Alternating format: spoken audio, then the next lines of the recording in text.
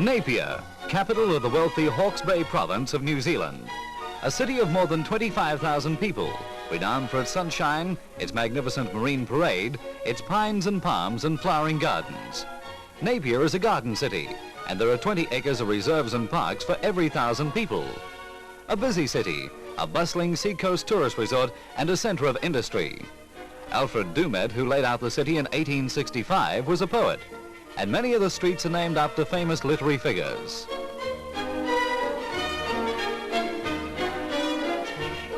History is recalled too, though some of the history is not as colourful as Napier's own.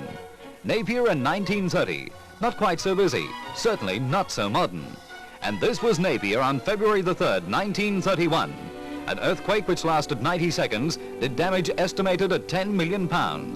256 people were dead. 20,000 in the area were left homeless. Most of the buildings were reduced to rubble.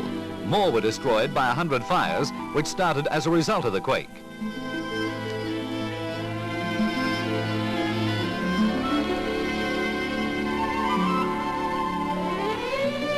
A huge rockfall from a cliff at Bluff Hill crushed lorries. Schools were wrecked and 10 children were buried alive. Cars and even buses were wrecked when huge craters opened up in the roads, some of them so deep that vehicles sank from view.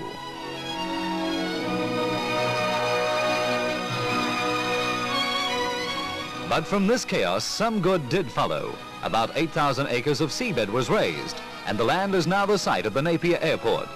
This land was pushed up by the quake. Today, it's the centre of a big housing development, the suburb of Onikawa. But housing is by no means the only development.